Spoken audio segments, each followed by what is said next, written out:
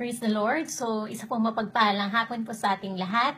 Tunay nga na ang lahat ng kanilang binahagi ay para din po sa ating lahat. Para tayo ay patuloy na mag-grow spiritually at makapakinig ng salita ng Diyos. So, related po sa binahagi po ng ating kapatid na si Sister Jaire Manipon, ang aking ibabahagi din po sa inyo na short encouragement ay ito po ay ang naisulat ko about sa mensahe po kaninang umaga. Ang sabi po dito, ayon sa message po ni Pastor Alex na don't forget your Creator. So sa mga hindi po nakapunta, ito po ang kanyang minensahe po kaninang umaga. So sa ating mga Kristiyano, di ba, kadalasan nating naaalala lamang yung Panginoon, ng ating Diyos kapag meron tayong mga problema. Di ba? Aminin po natin yan kapag may karamdaman tayo, kapag may mga bagay na hindi na natin kaya, doon tayo tumatawag sa Panginoon. Minsan pa nga pag madudulas tayo, yun pa yung time na naaalala natin si Lord. So, sa maling paraan pa natin siya naaalala sa mga expressions natin. Pero yung sinasabi ng Panginoon na bigyan mo ko ng oras, alalahanin mo ko, hindi pa natin ito magampanan. Hindi po ba? So, pero kapag tayo naman po ay sagana, walang hirap at problema, nandoon yung parang feeling natin okay na tayo, na parang hindi natin kailangan ng Panginoon. So, ano nga ba talaga ang layunin natin kung bakit tayo nandito sa mundong ito? Hindi po ba? Buti pa nga po pag ang mga ibang tao, sabihin natin sa mga kabataan na katulad ko, ang ibang babae o lalaki, kapag sila'y magkarelasyon, nagkakaroon sila ng oras sa isa't isa. Di po ba? Kapag sabihin natin, kapag monthsary, anniversary, mga ganyan, weeksary, naalala nila. Pero yung araw para sa Panginoon ay kadalasan nalilimutan natin ito. So, ang sabi po sa Biblia, sa mga ngaral or Ecclesiastes 12, verse 1, umpisan ko po sa verse 1, ito bang sabi, alalahanin mo ang lumikha sa'yo habang bata ka pa, bago tumating ang panahon ng kahirapan at masabi mong, hindi ako masaya sa buhay ko. So, ano nga ba yung dapat nating maintindihan sa verse na ito? Pag sinabi bang kabataan, yun ba yung mga kabataan na nasa edad lamang na sabihin natin mga teenagers or 20s, 30s? So, hindi lamang po yun. Basta ikaw ay malakas at kaya mo pang maglingkod sa Panginoon, ikaw ay kasama sa mga kabataan na yon, di ba?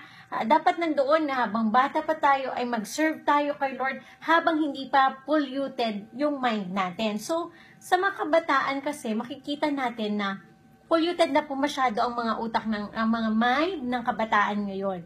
Sabihin na lang natin sa isang bata, di po ba?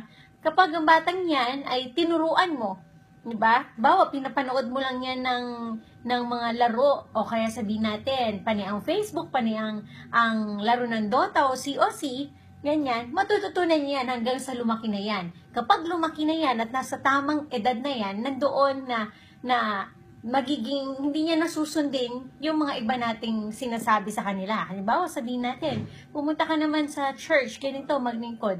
Hindi niya na mabibigyan ng panahon yun. Dahil mas mabibigyan niya ng panahon ang oras ng, sabihin natin, sa technology, sa paglalaro, sa pamamasyal, yan na yung madalas na nabibigyan ng oras. So, sabi dito, sa verse 2, alalahanin mo siya bago dumilim ang araw, ang buwan at ang mabituin na parang natatakpan ng makakapal na ulat. Okay, verse 3, darating ang araw na manginginig ang iyong mga bisig at manghihina ang iyong mga tuhod. Hindi ka na makakanguyang mabuti dahil iilan na lang ang inyong ngipin at lalabo na ang iyong paningin. Ang tenga mo hindi na halos makarinig, hindi na makarinig kahit ang ingay ay gilingan. Magigising ka sa humi ng mga ibon, pero hindi mo maririnig ang kanilang mga awitan. So, kailan po ba natin maaalala ang Diyos, di ba? Kapag mahina na ba tayo? Kapag hindi na po tayo nakakarinig, di ba?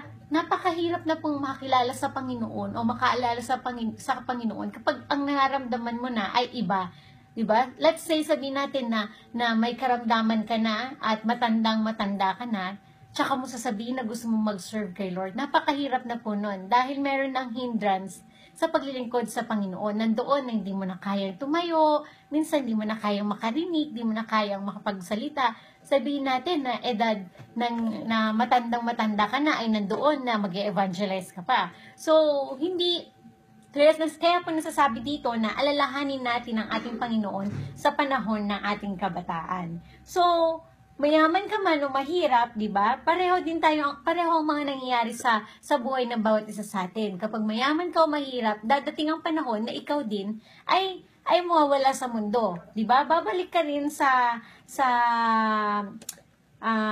anong tawag po dito? Babalik ka rin, mamamatay at babalik ka sa lupa kung saan ka nagsimula. Diba? Ang kaibahan lamang po na kapag ikaw ay nakakilala sa Panginoon at nandoon na binigay mo ang sarili mo sa Panginoon, nandoon na ang kaluluwa mo ay mapupunta sa Kanya. Diba? Naway hindi po mangyari na ang kaluluwa natin ay mapunta sa hindi natin inaasahan. So, sabi sa Biblia na wala pong kabuluhan ang lahat ng bagay sa mundo. Kaya't gumising na tayo mga kapatid. Hindi ang mga bagay na po yan ang makapagliligtas sa atin dahil lahat ng nasa mundong ito ay temporary lamang. So sabi nga po ng verse niya sa Deuteronomy chapter 8 verse 18 that remember the Lord your God that gives you the power to gain wealth.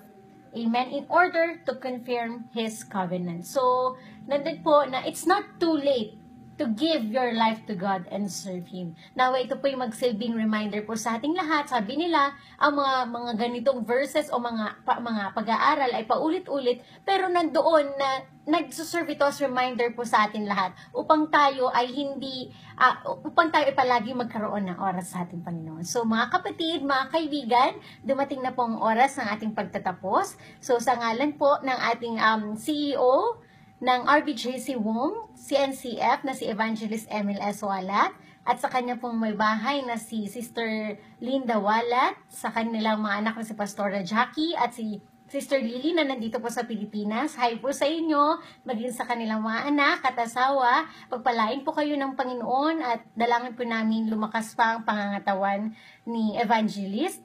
At maging po sa AVP ng Bombo Radio na si Sister Charmy Sabigan, maging kay Brother Vincent Fernandez na si